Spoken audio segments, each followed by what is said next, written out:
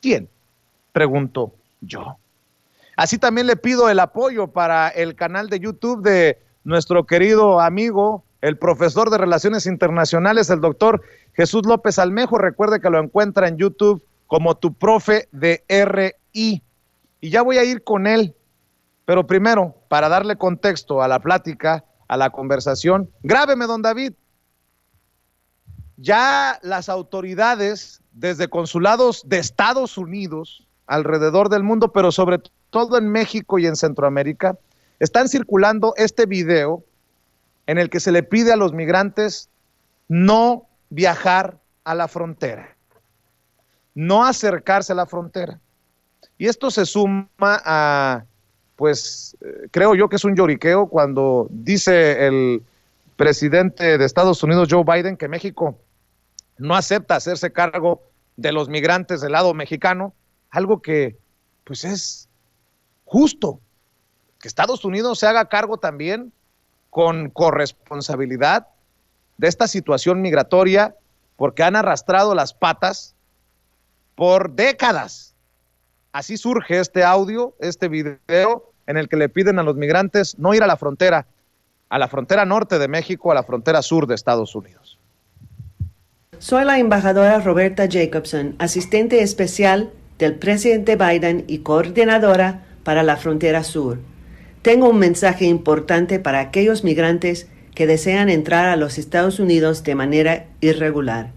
No vengan a la frontera. La frontera está cerrada. Las personas que intentan viajar a Estados Unidos de manera irregular corren el riesgo de convertirse en víctimas de delitos y trata de personas. Es un viaje peligroso y los coyotes con los que se endeudan los migrantes son personas peligrosas. En este momento de una pandemia global, viajar y vivir en grandes grupos o campamentos aumenta el riesgo de contraer y transmitir el COVID-19. Además, lamentablemente, las personas debilitadas por el agotador viaje son mucho más vulnerables al virus. Sé que muchos migrantes puedan estar soportando dolor y dificultades, pero debo enfatizar que la frontera de Estados Unidos está cerrada. No hagan el peligroso viaje. Quédense en casa, manténgase a salvo y esperen más información sobre el proceso de asilo. Pues los esfuerzos desde Estados Unidos para frenar esta situación y que no llegue al nivel que, pues les tengo que avisar, ya llegó, de crisis en la frontera. Y saludo precisamente al doctor Jesús López Almejo, a quien puede usted ver todas las noches de 7 a 8 en los canales de Sin Censura, y obviamente puede seguir en el canal personal del profe, en tu profe de RI. RI significa Relaciones Internacionales. Jesús, ¿cómo te va? Te mando un abrazo. Hola, mi querido Vicente, muy buenas tardes, muy buenos días, dependiendo de la hora que nos estén viendo. Pues muy contento de estar nuevamente en Sin Censura como cada viernes. Oye, Jesús, pues creo que llegaron un tantito tarde, como algunas décadas tarde, a la situación migratoria en Estados Unidos. Dame tu opinión acerca de cómo Estados Unidos quiere, pues, enfrentar esta situación que en el caso de Trump quería que quedara en manos exclusivas del lado mexicano. Sí, mira, yo tengo dos lecturas. Una que yo la separaría en un problema doméstico y otro en un problema transnacional compartido. Empiezo por el primero, si me permites. En este nivel de análisis, los actores políticos tratan primero de legitimarse ante sus propias audiencias, ante sus propios votantes, ante sus propios gobernados. En ese orden de ideas, el presidente Joe Biden llegó y atacó de manera frontal todos los avances o retrocesos, es decir, todo lo planeado por Donald J. Trump con respecto a la migración desde el primer día que tomó posesión. Recordarás que lanzó 17 órdenes ejecutivas y casi todas ellas iban destinadas a destruir todo lo que había trabajado Donald Trump. Entre ellas, había dedicado 5 principalmente a los temas migratorios. Una de ellas era destruir la oposición de Trump a DACA. Y bueno, ese mismo día mandó al Congreso de los Estados Unidos una propuesta de ley de reforma migratoria para que fuera consistente en el mediano y largo plazo. Esta, querido Vicente, ya pasó por la Cámara de Diputados o la Cámara de Representantes o la Cámara Baja o el Congreso, como también se le conoce en Estados Unidos, el Congreso Federal, pero falta que se apruebe en el Senado. En el Congreso, como los demócratas son mayoría y además algunos republicanos se sumaron a la petición de Joe Biden, pues ahora faltaría que se complete, se culmine el proceso legislativo en el Senado, pero en el Senado tú recordarás que quedaron empatados con 50 senadores los demócratas, 50 senadores los republicanos, pero los demócratas tienen la ventaja del voto de calidad de la vicepresidenta Kamala Harris, que de acuerdo a la Constitución de Estados Unidos se convierte en presidenta de la Cámara de Senadores y por lo tanto tiene el voto de calidad para el desempate. Sin embargo, para que el proyecto de ley pudiera aprobarse, que diera paso a la reforma migratoria prometida por Biden en elecciones, que beneficiaría entre 2.5 millones de personas y 7 más o menos, se necesita que Kamala Harris convenza junto con otros líderes de diferentes comisiones demócratas, que convenza a por lo menos 10 senadores republicanos de que aprueben esta reforma para que regrese a la Casa Blanca y Joe Biden pudiera firmarla como ley. Ya como ley, ya no podrían echarla para atrás otros presidentes que vengan después de Joe Biden. ¿Cuál es el tema aquí? Para entenderlo en el campo de la política estadounidense, en Washington, en el nivel federal.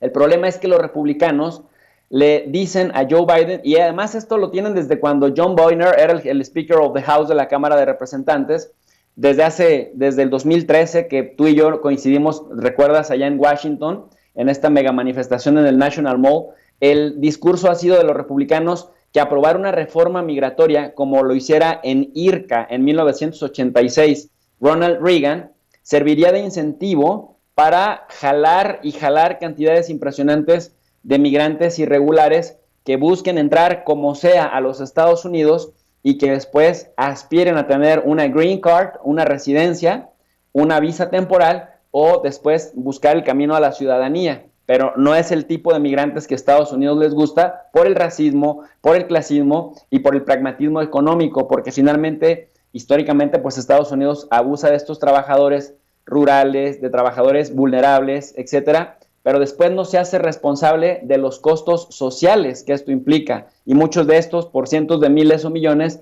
regresan a sus países de origen con enfermedades, sin pensión, deportados. Entonces, ¿qué es lo que ponen como condición estos republicanos en el Senado? Que Joe Biden se asegure primero de limpiar la frontera, de reducir la crisis migratoria, porque de lo contrario estaría mandando el mensaje a los latinoamericanos de que pueden migrar y que con el paso de los años Estados Unidos les daría un camino a la ciudadanía.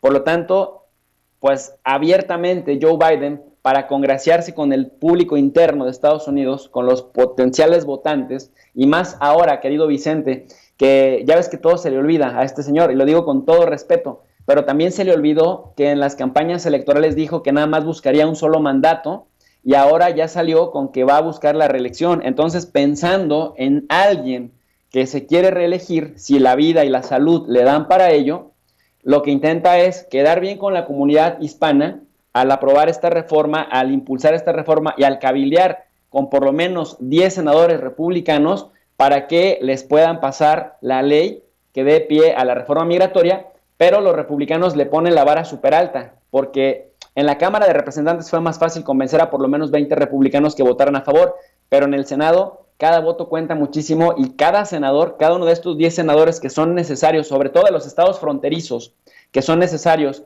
para aprobar esta reforma migratoria, le dicen, no, chiquito, primero me vas a arreglar el tema en la frontera y tienes que decirle a los migrantes que esta no es una invitación para que vengan, de lo contrario estás ocasionando el problema con los niños, a los cuales además Joe Biden se comprometió a no deportar. Entonces ves situaciones extremadamente dramáticas en la frontera porque ves a familias centroamericanas principalmente, aunque ahora se reconoce que también hay mexicanos que están intentando ingresar, que se tienen que despedir de sus niñas, de sus niños de 7, 6 o 5 años y tienen que decir, mientras me voy deportado a Tamaulipas, tú sigue tu camino y que la autoridad estadounidense se haga cargo de ti. Y ya hemos visto durante la época de Trump y de Obama la cantidad de vejaciones, de abusos y de maltratos físicos, sexuales y psicológicos a los que se ven sometidos los niños vulnerables en estos grandes albergues que el gobierno de Estados Unidos tiene para ellos. Ahora, a Joe Biden, decía yo, y no lo decía en tono de burla, lo decía con mucha sinceridad, se le olvidan muchas cosas,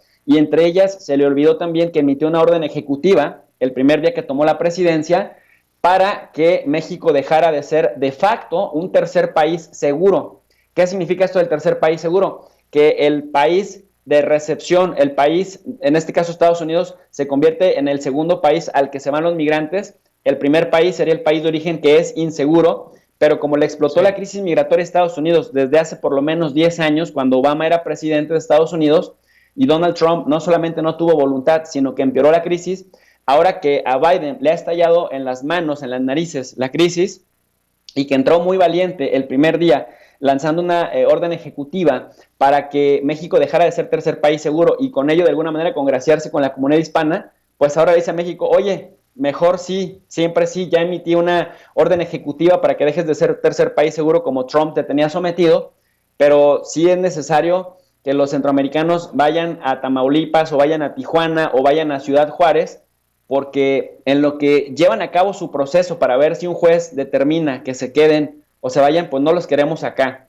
Nos comprometemos a no expulsar niños, a los niños los vamos de hecho a construir una base, un gran albergue en Texas, en una base militar para tener por lo menos a 5,000 niños, pero, y aquí viene lo dramático, pero necesitamos que tú te hagas cargo de los papás.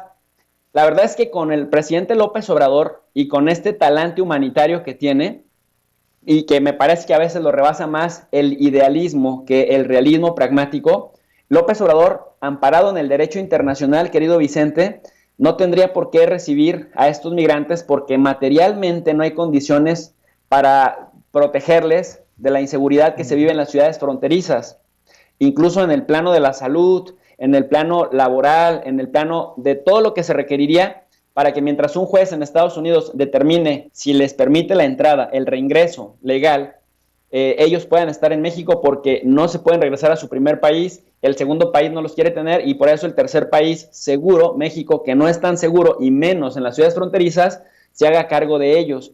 En eso consiste, digamos, el acuerdo, pero resulta que México no tiene en este momento las condiciones, aunque tenga la voluntad, y el derecho internacional ampara a México, sobre todo el derecho migratorio, ampara a México para que no se haga responsable de ciudadanos extranjeros a los que Estados Unidos, que en realidad van hacia Estados Unidos, a los que Estados Unidos pues está rechazando. Y es que recordemos que aunque Joe Biden dice, ya hemos aprobado en el paquete fiscal $700 millones para mandarlos a Centroamérica para tratar de resolver problemas estructurales desde Centroamérica, con proyectos de inversión para que Centroamérica regule su situación económica y no nos esté mandando tantos migrantes, los republicanos les recuerdan en el Senado a los demócratas que esa reforma migratoria que están proponiendo, aprobada en los términos que la están ofreciendo, dicen ellos los republicanos, es una invitación a los migrantes para que vengan ilegalmente y se sientan. Pero como la realidad es otra, por eso les está estallando la crisis en la frontera. Esto dicen los republicanos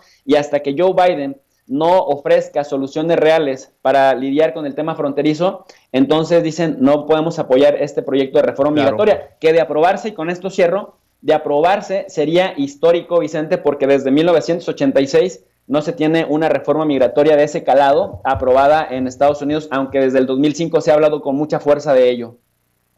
Estemos al pendiente, porque yo he estado señalando que el presidente de Estados Unidos, Joe Biden, ya dijo que México se está negando, así lo dijo Joe Biden, a acoger a las familias migrantes que su país deporta por haber cruzado irregularmente la frontera, acogiéndose a una norma implementada por su antecesor, el republicano Donald Trump, y cito textualmente, estamos negociando con el presidente de México, creo que vamos a ver un cambio, todos los migrantes deberían poder ser devueltos, afirmó durante la primera conferencia de prensa diaria de su gobierno, en una copia muy a su manera, muy gringa, de las mañaneras, de las conferencias de prensa de Palacio Nacional. Estemos al pendiente. Y me guardé esta nota desde ayer que me envió don Mario Toledo, porque sabía que llegabas hoy, profe, y creo que hay que hablar de la geopolítica de las vacunas, como tú lo has estado abordando desde hace ya meses. No solamente porque la Sputnik V, a la Sputnik V le hacen el fuchi en la Unión Europea y ya Vladimir Putin levantó la voz y señaló y exhibió a líderes de la Unión Europea, sino porque México está en el ojo del huracán. Fíjate que estaba leyendo ayer para la audiencia que Estados Unidos, el gobierno de Joe Biden, está advirtiendo a México, al gobierno de Andrés Manuel López Obrador, de que las vacunas china y rusa vienen con cálculos políticos. El director para el hemisferio occidental del Consejo de Seguridad Nacional de la Casa Blanca, Juan González, dijo que el gobierno de la 4T tiene que tomarse con 2 pizcas de sal las vacunas contra el COVID que le llegan desde China y Rusia, porque a veces esos 2 países entregan con condiciones y a cambio de intereses políticos e incluso prometen un número y no es lo que dan. Ayer precisamente que llegaron otras millón de dosis de la Sinovac desde China. Y yo digo, pues qué sinvergüenzas los gringos, ¿no? O sea, ¿a poco crees que fueron nada más como la Madre Teresa de Calcuta las 2.7 millones de AstraZeneca que se negociaron y que nos están enviando en estos días a México? Profe, dame tu opinión. Me pareció muy interesante esto que pone a México pues entre las 3 potencias, entre China, entre Rusia y obviamente entre Estados Unidos. Así es, querido Vicente, definitivamente qué importante es que en un medio tan grande en las redes sociales como este, lo trates con esta seriedad. ¿Por qué, Vicente? Porque finalmente parecería que es un concepto teórico elevado cuando hablamos de la geopolítica de las vacunas y sin embargo nunca como en este momento nos afecta tanto en los ámbitos regionales, nacionales y locales y en la vida cotidiana familiar. Nada más si me permites explicarle a la gente qué es geopolítica rapidísimo. Es la disciplina que estudia cómo se dispone del espacio y qué impacto tiene desde este punto de vista político, ya sea por parte de un estado, un gobierno o una entidad. Entonces abarca estudios de frontera, de recursos naturales, pero también de consecuencias políticas de las decisiones que toman los líderes en sus relaciones con otras naciones. Bueno, dicho lo anterior, que aquí me podía tirar como 2 horas hablando de geopolítica, que es una de mis más apasionantes áreas de estudio. Estados Unidos no tiene vergüenza, querido Vicente. Gente del Departamento de Salud de Estados Unidos, por ejemplo, presionaron a Brasil, esto lo dijimos en Sin Censura Internacional, en el espacio que me haces favor de ceder para conducir, cómo Estados Unidos había estado presionando a Brasil para que no recibiera vacunas Sputnik V. ¿Y sabes cuál era la razón? La razón era para evitar que Rusia tuviera buena imagen en América Latina y que no se aprovechara de una diplomacia de salud para mejorar su posición frente a países latinoamericanos. Nada más que esto te demuestra, querido Vicente, y además el Departamento de Salud reconoció públicamente de Estados Unidos que presionaron a Brasil para que no recibiera vacunas Sputnik. Brasil se desentendió ya finalmente de esto y compró 10 millones. El gobierno de Bolsonaro, que también había sido ideológicamente muy crítico de Rusia, se había negado, pero también había presiones de Estados Unidos. ¿Cuál es el tema aquí, Vicente, que da coraje? Que Brasil en este momento, también lo hemos anunciado en Sin Censura Internacional a las 7 de la noche, es una bomba de tiempo que está haciendo que se peligre a los países vecinos. De hecho, hoy Argentina mismo acaba de suspender vuelos con Brasil, con Chile y con México, los 3 países ahorita en este momento con crisis de COVID, con crisis de alza de contagios y de muertes, porque pues se quieren resguardar. Pero además Brasil, el tema de la variante, de la nueva variante, la variante de Manaus. Entonces imagínate lo que le importa a Estados Unidos la vida de los demás cuando primero acapara vacunas y obliga a Johnson & Johnson, a Moderna y a Pfizer principalmente a que por el momento incumplan sus contratos con otros países como México, que ya le había pagado todas sus vacunas, 34 millones a Pfizer, pero al mismo tiempo les dice, acaparo las vacunas, primero vacuno a mi población, después que se jodan los demás. Oigan, pero si hay otra opción que les está dando vacunas, no las acepten. ¿Por qué? Porque quieren mejorar su imagen políticamente ante América Latina.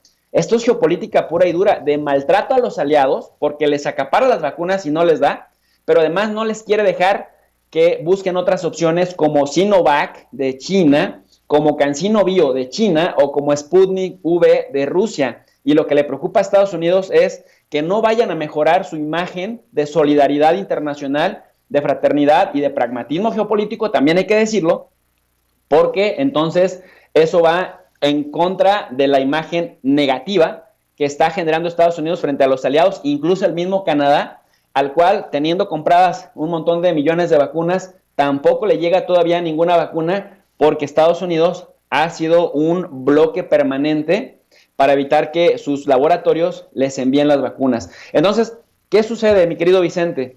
Que no les importa la vida de los demás, o sea, no les importa la vida humana, les importa seguir manteniendo las estructuras de poder que los tienen pues en los cuernos de la luna y recurren a la geopolítica clásica, la geopolítica ruda, la geopolítica de la presión y también de la amenaza de la coerción para evitar que los países como México, por ejemplo, o el mismo Brasil, que es un gigante, se rasquen con sus propias uñas. Y fíjate que algo parecido sucede también en Europa. El domingo pasado, un alto funcionario de la Unión Europea, digamos el encargado de supervisar las vacunas y la producción de vacunas en la Unión Europea, así abiertamente dijo, este domingo pasado, dijo, ¿saben qué? Nosotros no necesitamos, pero para nada, de la vacuna Sputnik V. Con todo y que Rusia le ha hecho mucha propaganda, no lo necesitamos. Entonces Vladimir Putin saltó a la palestra el lunes y dijo, yo no entiendo a qué intereses tan oscuros responden estos pseudocientíficos de la Unión Europea cuando Europa tiene una gran crisis con el tema del COVID, porque Reino Unido, a pesar de que ha vacunado a casi 20 millones de personas, sigue incrementando tanto el número de contagios como el número de muertos. Italia sigue por las mismas, España está terrible, República Checa por cada 100,000 habitantes es el peor ahorita en este momento, reporta hasta 208 muertos por cada 100,000 habitantes, y en el caso de Bélgica, pues ni se diga, estamos hablando del primer mundo,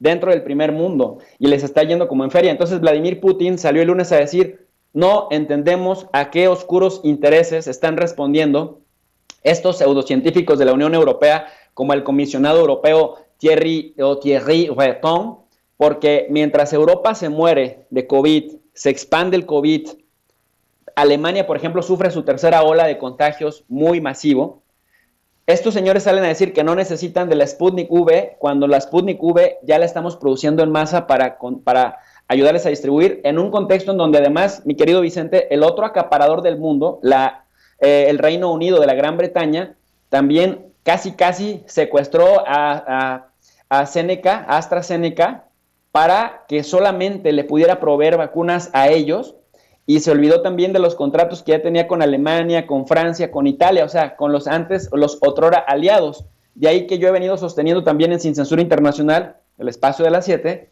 he venido sosteniendo que por eso es que los países europeos optaron por el criterio político de suspender la inoculación con AstraZeneca, argumentando lo de la trombosis para darle un golpe político, porque ha estado incumpliendo con sus propios contratos, ya ni digamos con su palabra, Vicente, con sus contratos. Y en consecuencia, algunos, como Italia, además de que van a demandar a AstraZeneca por incumplir contrato, empezaron a voltear a la Sputnik V y decir, bueno, aquí mismo ofrecemos Italia como territorio para que se produzca. Pero entonces sale el comisionado europeo Thierry Breton, que es el responsable de los aspectos industriales de la fabricación de vacunas contra COVID en Europa, a decir, no necesitamos de la Sputnik V. Y Putin dice, tan es eficiente mi vacuna que yo me voy a vacunar el martes. Ya se vacunó el martes y salió, pues como le gusta salir a Putin, a dar la cara y decir, no hay ningún problema. Si ustedes no la quieren, qué pena por la población gobernada por ustedes, pero ustedes no están respondiendo al tema principal, al interés nacional, que es la salud de la población. Están respondiendo a oscuros intereses políticos y económicos de Estados Unidos y de laboratorios británicos que no buscan otra manera más que beneficiarse económicamente de la crisis, aunque la población siga afectada. ¿Cómo la ves? Pues está color de hormiga la situación, pero me llama mucho la atención, y con esto quiero cerrar, profe, que México, ese país gobernado por alguien que no habla inglés y que tanto ha sido menospreciado por la derecha porque no sale al extranjero, y todo esto que hemos escuchado, se encuentra en estos momentos pues agarrado de las tres principales potencias mundiales, y tan es así que literalmente Estados Unidos lo toma tan a pecho, es tan importante el tema para Estados Unidos, que se menciona y hasta advierten al gobierno de Andrés Manuel López Obrador de las intenciones de China y de Rusia. De ese tamaño el papel que está jugando en estos momentos México en los jaloneos internacionales. ¿Con qué cierras, profe? Con esta reflexión acerca de China. Marcelo Ebrard Casaubon, el canciller mexicano, de manera reiterada ha venido publicando en sus redes, principalmente en Twitter, pero también en Facebook, y obviamente, si después de Andrés Manuel López Obrador hay alguien a quienes los funcionarios de alto nivel y los servicios de inteligencia le van siguiendo la pista, es a Marcelo Ebrard. Marcelo Ebrard, de manera reiterada, cada que se reciben vacunas de Sinovac y de CanSino Bio, termina sus frases diciendo: gracias por cumplir con los acuerdos, como dando a entender, a diferencia de nuestros aliados que dicen querernos mucho, a diferencia de nuestros socios comerciales que dicen apreciarnos y que dicen que vamos a hacer un equipo para enfrentarnos contra ustedes, ustedes sí cumplen, mientras estos se acaparan y nos pichicatean las vacunas. Es un mensaje poderosísimo el de Marcelo Ebrard, como cuando fue la primera vez a Estados Unidos que se tomó una selfie con una imagen de Huawei atrás, ¿tú recuerdas? Es un mensaje poderosísimo que les dice a los estadounidenses: ustedes nos necesitan tanto como nosotros a ustedes, y China es un gigante que está buscando aliados estratégicos. Si ustedes no nos respetan, si ustedes no son empáticos y no se ponen en los mismos zapatos que nosotros, tenemos esas dos opciones, en materia de salud y en materia de comercio. Y en el contexto en el que le estalla la crisis migratoria a Joe Biden, en donde México puede ser una variable determinante para que la arregle políticamente o se le destruya esta estrategia, y por lo tanto la carrera política para el 2024, pues prácticamente Estados Unidos también ve en este contexto de interdependencia compleja, como decían Joseph Nye y Robert Keohane, tenemos que ir cediendo poco a poco con México, o de lo contrario, China y Rusia, con su política de la diplomacia de salud, nos van a restar efecto e influencia, y los países de América Latina nos van a dejar de tener miedo, a lo que están acostumbrados, Vicente.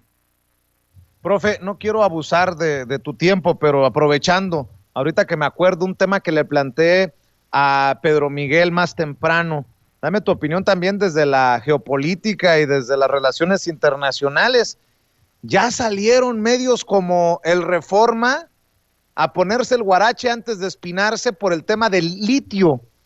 Me di cuenta porque Hernán Gómez, conductor de programas de televisión, lo subió a Twitter. Dice: un poema reaccionario cortesía del Reforma.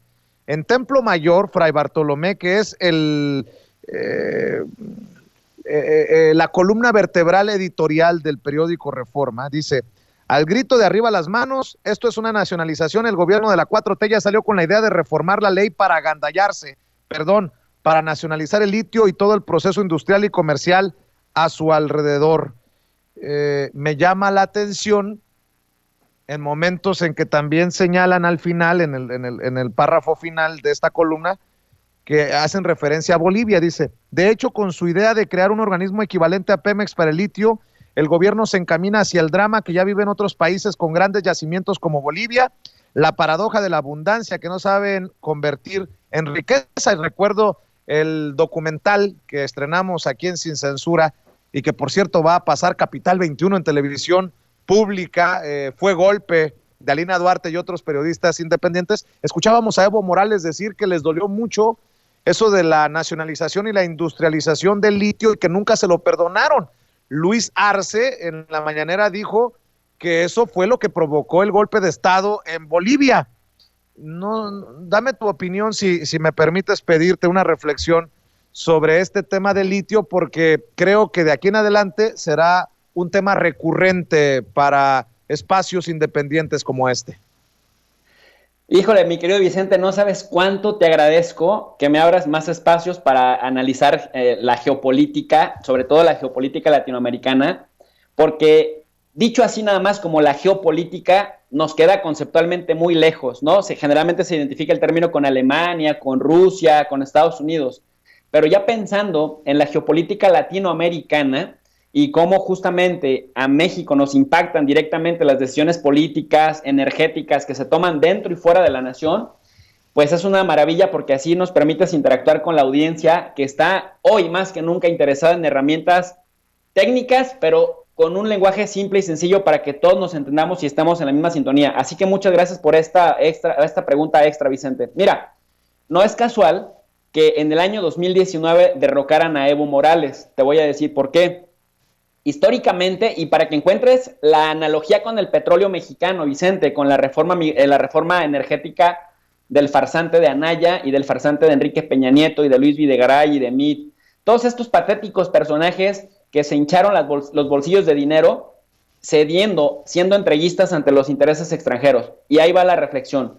En 2019, en octubre del 2019, derrocaron a Evo Morales con la complacencia y la participación directa de la OEA, y obviamente pues el mismo Elon Musk de Tesla lo reconoció abiertamente, que van a darle golpe de estado a todos los países que consideren que tienen los hidrocarburos y las reservas energéticas necesarias para que sus empresas sigan creciendo. Este es un delincuente confeso, que no lo han tocado por la lana que tiene, pero es un delincuente confeso. Bueno, en 2019, el Servicio Geológico de los Estados Unidos reportó desde el mes de febrero de ese año, en un informe anual que hacen, que se llama Resumen de Productos Minerales en América Latina, reportó que Bolivia ya era el primer poseedor de litio y que ya había desplazado a Argentina y había desplazado también a Chile, ¿no? Como eran las potencias mundiales de litio, a los que se les identifica como las potencias de las mineras.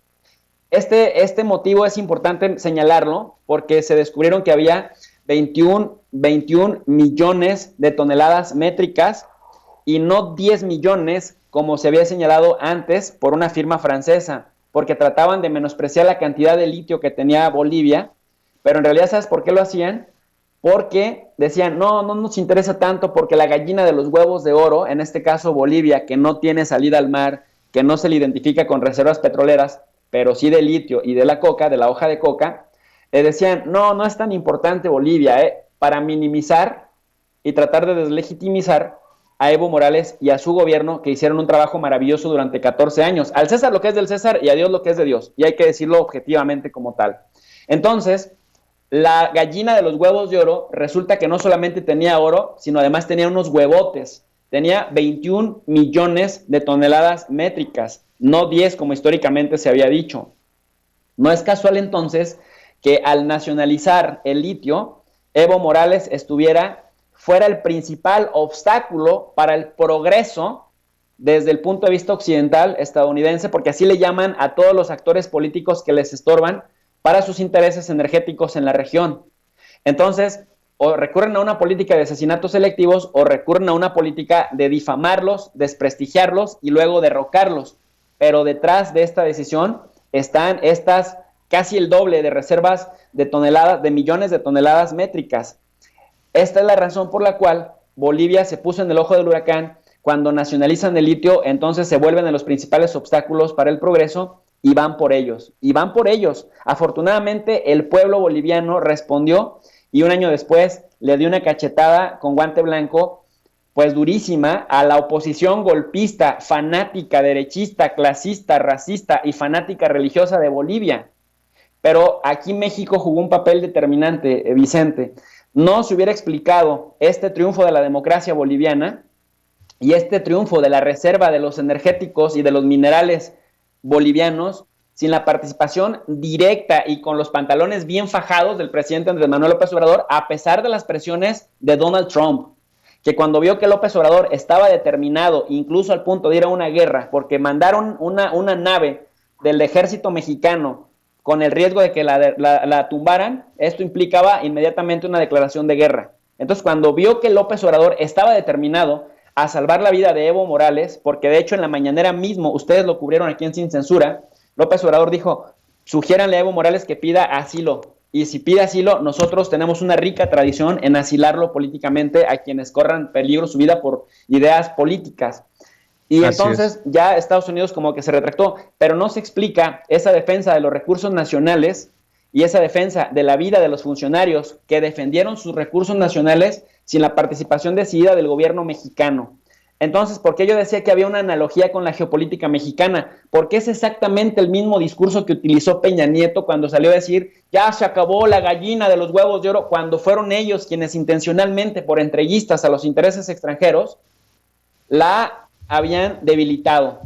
Y casualmente, después de que se apuentes de petróleo, ¿me explico por dónde va el negocio? Decir que ya no hay negocio en el negocio más lucrativo de la historia de México, como pasó en Bolivia con el litio, para posteriormente anunciar sorpresivamente que sí, que resulta que sí había un montón de petróleo, pero como no tenemos los recursos humanos ni el capital formado. Entonces, para eso se requería la inversión de los extranjeros para modernizar nuestra industria. Hoy que López Obrador le regresa el orgullo nacional al tema del petróleo, y esto ya nos lo explicó Ángel Puga Valderas, el doctor de la Universidad Autónoma de Querétaro, ahora sí dicen, energías renovables, energías limpias, nos quiere regresar al pasado con los combustóleos y bla, bla, bla. No, mi querido Vicente, el tema ahí es geopolítico, energético y de soberanía petrolera, así como en el tema del litio en Bolivia, también, y México es una potencia, entra dentro de los primeros 10 países con más cantidades de litio en el mundo, con más cantidades de cobre, con más cantidades de oro y con más cantidades de plata. Así que echarle un ojo al tema de la minería y principalmente también al tema del litio es vital para entender las próximas decisiones en la manera en la que México se relacione con Latinoamérica, pero también con Canadá y con Estados Unidos. Pues qué interesante este análisis que hace el doctor Jesús López Almejo para ustedes en Sin Censura, para nosotros en este espacio libre como el viento. Profe, pues despidamos pidiendo el apoyo, no solamente para que te vean diariamente de 7 a 8, de lunes a viernes en Sin Censura Internacional, sino que te respalden en tu canal de YouTube. Si análisis de geopolítica como este les han interesado y sienten que aprendieron aunque sea un poquito, los invitamos al canal de Tu Profe de RI, Tu Profe de RI. RI significa Relaciones Internacionales, y todas las noches tenemos clases gratuitas como las impartimos en las universidades de nivel doctorado. Mira, Vicente, con humildad y rigor te lo digo, yo reto a cualquier universidad a que demuestren que dan mejores sus clases de licenciatura o de maestría que lo que hacemos nosotros en el canal de Tu Profe de RI. Y tenemos invitados de primera. Ayer tuvimos, por ejemplo, a Daniel Marmolejo, quien nos dio una cátedra sobre el significado de la democracia, la participación ciudadana y la libertad de expresión. Entonces, son clases bien fundamentadas, bien argumentadas, y además hacemos lo que no hacen otros canales que se presumen ser pedagógicos. En la descripción de cada video les ponemos la lectura gratuita, sí. Y tú sabes que la educación cuesta, y cuesta mucho, pero nosotros se las damos gratuita para que la gente que tiene verdadero interés en aprender, independientemente del nivel académico que tenga, se vaya armando de herramientas y vaya armando su propia biblioteca digital con revistas y con libros de primer nivel y gratuitos. Así que lo que nos mueve, Vicente, es el amor a México, lo que nos mueve es el amor al conocimiento, y lo que nos mueve es las ganas de socializar esta educación, porque sabemos que en la educación reside, querido Vicente, la clave para un cambio transgeneracional en este país. Así que te agradezco el espacio. Tu Profe de RI en YouTube. Ojalá que nos haga el favor y se suscriba y respalde espacios independientes como el del profesor Jesús López Almejo. Te mando un abrazo, profe, y nos vemos por la noche. Abrazote, Vicente. Muchas gracias y buena tarde. Buenas tardes. Es el profesor Jesús López Almejo hablando con nosotros sin censura.